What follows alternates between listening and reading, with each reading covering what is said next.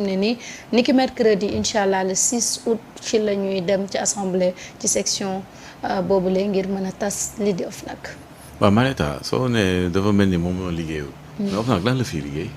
gisuma ko de dama koy rafetal dama leen koy rafetal rafetal Marieta yow tamit. OFNAC dafa liggéey bi dara seen kii Diop ma papa sax jubli kii nu mu di sax que moom moo nekk OFNAC. Baye Bass ah maa jaawale tur yi sax ma ne Alaaji Bass. Alaaji Bass j'oublie sax kii moom tamit il a complètement rasé les murs et complètement disparu donc OFNAC man parfois sax damay fàttali que mu ñoo ngi fi de.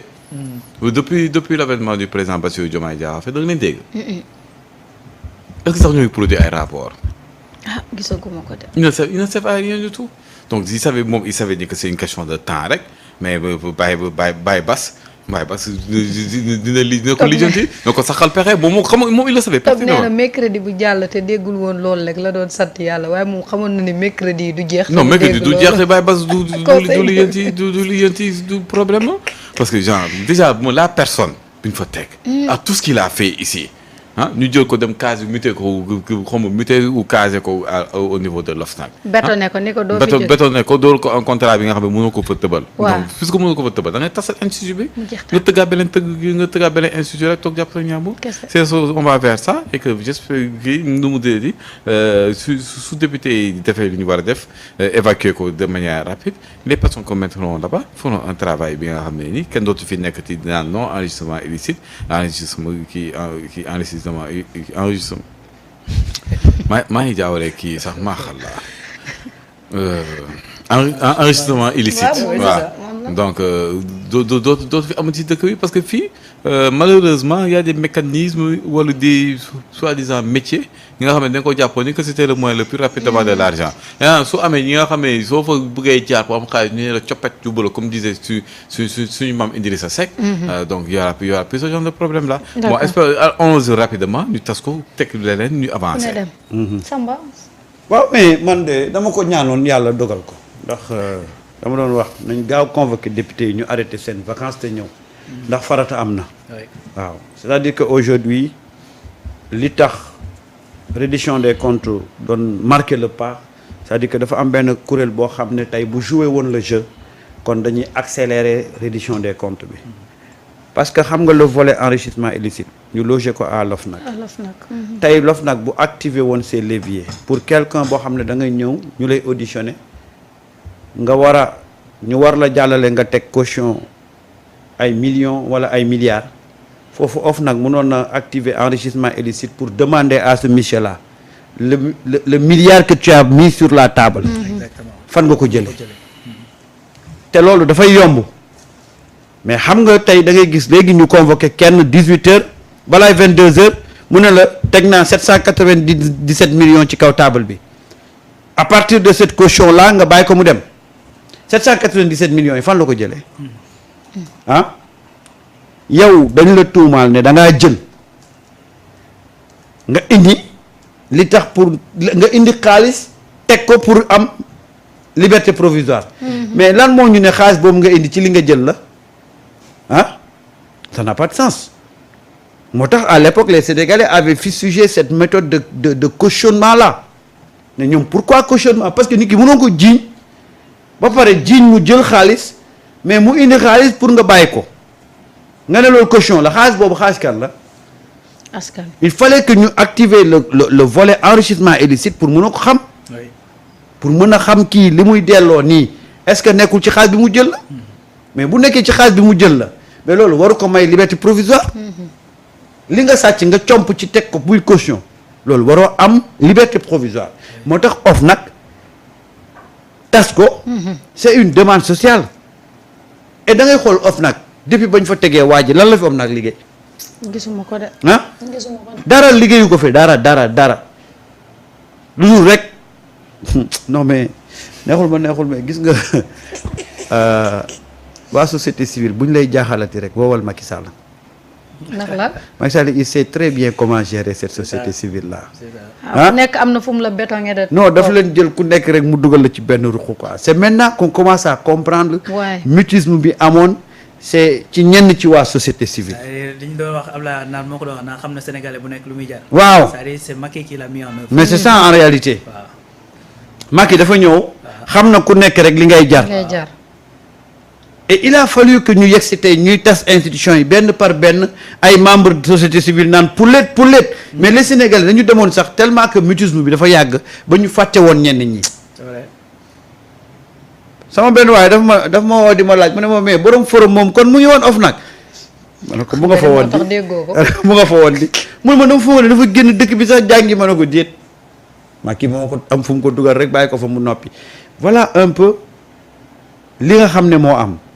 tey nag dama wax benn affaire boo xam ne daf ma dab ce qui est en train de se passer keroog ba Ousmane Sonko defee sorteem ba pare génn premier ministre toog di joxe feuille de route laa ne leen Ousmane maintenant a les coudées franches Ousmane véritablement nag lam doon wax bàyyi leen mu gouverner jox nañ ko mu gouverner et tu vois les choses ni muy accélérer parce que quand même pour quelqu'un qui connaît Ousmane nga xool avant sortem ni affaire yi doon doxee tu te dis que non est-ce que Ousmane tient carrément le bon bout est-ce que Ousmane véritablement est-ce que Ousmane mu ngi gouverner et c'est pourquoi quand il a tapé sur la table moi je me suis dit que li ma doon njort di ko xalaat ci suuf tey la ma ci réconforté parce que je me disais que Ousmane n'avait pas les coudées franches ci ni mu doon gérer mais depuis qu'il a tapé sur la table ne bàyyi leen ma mu gouverner moi xam naa ne instant bii mu ngi gouverner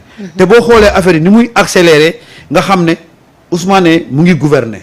D'accord. Tey génn nañ projet de loi bi examiner nañ ko adapté ko le 6 assemblée war a ñëw pour ñu daal di tas li nga xam ne moom mooy OFNAC remplacer ko par kuréel boobu ñu wax noonu mais dama lay wax benn affaire de que nit ñi bu ñu foog ne Macky Sall def na fi ay galgal yu xam ne assez solide ba ku ñu warta àtte fii wala ku am dossier ñu war la àtte duñ la àtte képp kuy xalaat loolu yaa ngi nax sa bopp te gis nga après OFNAC les gens vont attaquer le conseil constitutionnel.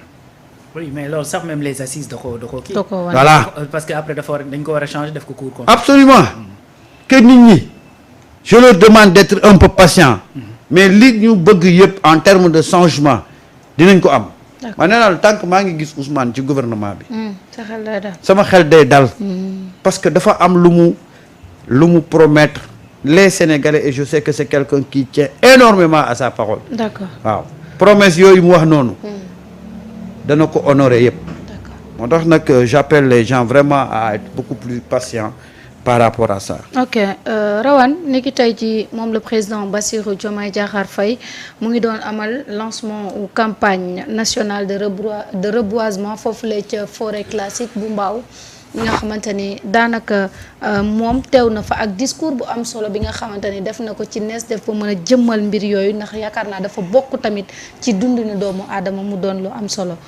Ousso ngi Touba. waaw Baye Bassa ngi Mbao waaw bi loolu xam nga avantage bi ñu am actuellement ci état bi loolu la ñaara mën kenn te ñett du bëri donc boo xoolee même la diplomatie sénégalaise ni ñu koy doxee c'est-à-dire aujourd'hui 3 têtes de pont la ñu am donc président Bassirou mi ngi dem premier ministre dugal na ci loxoom président assemblée nationale également la même chose donc loolu moo nekk di kii bu ñu xëyee kii jaar fii parce que problème yi bari na diis goo xamante ni buñ ko teewandoowee ñoom ñett ci lay xaw a gën a tane donc premier ministre dem fële après président dem fële donc forêt yi nag moom jàppal ni surtout Mbao c'est-à-dire poumon vert la pour Dakar parce que Dakar saturé na pollué na fu mu toll nii foofu mooy te ku ne xam na ni garab moom bokk na ci li nga xamante ni moom lay def mooy xëcc li nga xamante ni mooy gaz carbonique donc c'est pas pour rien booy def benn projet nga def étude d'impact environnemental c'est pas pour rien parce que environnement bi également daf ci am solo donc garab également ku ne xam ne dafay lutter contre la désertification mooy avancée kii bi te ku ne xam ne désert moom fu mu bari ndox manqué fa ressource manqué fa bay néew fa et cetera donc poumon vert yooyu lu am solo la ñuy def reboisement boobu lu am solo la boo xoolee projet yu mel noonu sax yàgg na fi la grande muraille verte par exemple bi nga xamante ne Abdoulaye Wade moo ko kii woon nga xam moment même l'Union africaine amoon na benn projet boo xam ne dañu bëggoon def c'est même prolongement grande muraille verte boobu la boo xamante ne dañu bëggoon nu ma koy tudd def ko mu nekk aux lisières à la lisière du moins de li nga xamante ne mooy désert du Sahara bi dem ba ay Érythrée ñoom seen parce que en vérité actuellement àddina bi problème environnement daf ci posé wu lu bare. waaw surtout. voilà te comme état dafa war a di lare donc bi may wax naan y a des ministres yoo xamante dañuy liggéey te kenn du leen dégg moment bi ma koy wax je pensais même à ce ministre de l'environnement. daanaka am nañ tax ñu xamul turam. man xamul turam. pourtant mi ngi góorgóorlu mi ngi aval man fan yii laa gis ci li attiré sama attention fan yii laa gis un technicien effectivement de l'environnement bu gën def benn post sur Facebook. après di expliquer lu mel noonu parce que y a des gens yu ko doon kii lu mel donc en tout cas c'est une bonne chose. di fexe sa environnement di set ak am solo dafa bokk ci dund. très bien dafa bokk ci dund. et puis c'est pas pour rien aujourd'hui qu'on parle d'économie verte. waaw dégg nga démb wax nañu économie verte ak nu mu mën a indee développement quand même. donc bu ñu demee ba ci loolu nag je pense que c'est juste un prolongement. ngay jëmbat ay garab jëmale ci lu ne mel. donc en tout cas on salue comme d'habitude. d'accord Saliou sa jàngat yow tam par rapport ak li nga xamante ni le président lancé na ko ni ki tey jii fële ca forêt classique pour Mbao. waaw Manéta en dehors de l'assainissement de l'eau gis nga l'environnement dans lequel on vit c'est très important. C'est Dakar man yàgg naa ko woowee bétonville. En dehors de la forêt classée de Mbao, Dakar, il n'y a pas d'arbres. Voilà, si on regarde le taux d'arbres qu'il y a dans la région, dans Dakar, moi, tous 10%. Il n'y a pas d'arbres. C'est béton. L'eau, il fait chaud, il ne pleut pas. Il y a beaucoup, il y a impact. Donc, le président de la République, en relançant le fait qu'on doit reboiser, il réclame un autre problème.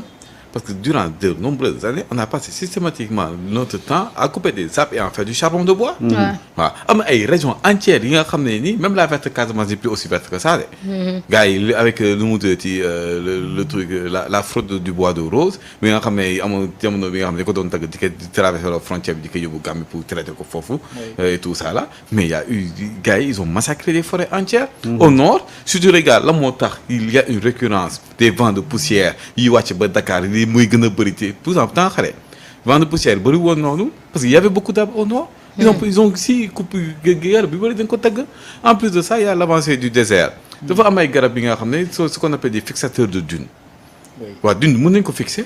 gars yi parce que dune dafay avancer. am na ay garab yi nga xam ne comme les filao les eucalyptus les filao c'est pour la mer les eucalyptus c'est pour le désert. Eucalyptus yi c'est des fixateurs de dunes. dafay permettre dund bi dootu avancer dafay fixé wu ba noppi y a même des systèmes yi nga xam ne Chine maa ngi gis ni que seen désert bi ensemble ñoo ngi koy transformer en forêt donc y a des technologies qui te permettent. Il y a beaucoup de systèmes yi nga xam ne le reboisement peut fonctionner tranquillement te Sénégal bis bu ñu reboiser da ngay gis ni que dëkk bi au fond caay-caay bu bëri. moo ko sonal mais le reboisement te ba noppi le reboisement permet aussi à la nature de reprendre son kii taw yi yokku de ce fait di nga am ndox. di nga mën a gën a béy di nga mën a régler le problème du stress hydrique parce que stress hydrique dafa am ay période yi nga xam ne àll bi dootu amati ndox am na ay zones yi nga xam ne foofu ku gis fa ndox c'est tout à fait un problème et cetera donc remettre l'arbre là à sa place réelle loolu le président bi nekk di def jamono bi et c'est une chose à saluer et à encourager. Voilà Samba. waaw moom foofu mu doon dem noonu ci forêt classée bi waroon naa xool ndax gars yi fi jóge classé wuñ forêt bi ci seen poche. mën na nekk non classé wuñ ko dañ ko bëggoon classé. su dee regardé c'était l'histoire du cimetière de Kër Massar xaw ma de Thiaroye. moom lañ fa bëggoon def. waa dëkk bi taxul ne du fi amee ndax da ngeen di tagg suuf si. parce que mën nañ ko classé. non mën nañ ko classé ci seen poche man de balaa ma koo gëm sax. forêt classée la waaw gis nga du Thiès forêt classée déclassé nañ ko ci seen dugal ko ci seen biir poche. ñu lañ fi bàyyi. tous dara lañ fi bàyyi. forêt classée bi nga xam ne dafa am ay usines. xam nga reboisement. trois cimenteries dañuy forêt classée. liñ fi classé woon yëpp déclassé nañ ko classé ko seen poche. dëgg la moo tax ma bëggoon président balaa mu doon dem ci forêt classée boobu.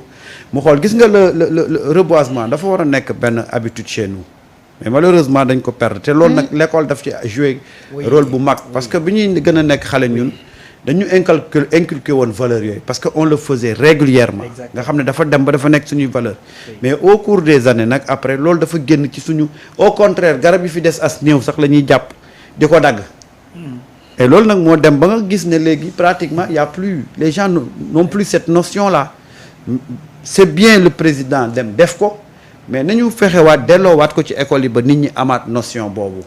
waaw nit ñi am habitude bi. à l'école dañ la daan génne. ñun dañ ko daan def journée de reboisement en réalité loolu moo taxoon nit ñëpp habitué ko bi ñu nekk école loolu lañ doon def tout le temps dañu doon yóbbu ñuy def. oui mais déggul ma la Sénégal li fi nekkoon yëpp nekkoon ay valeur dañ ko jël dindi ko sànni ko fële.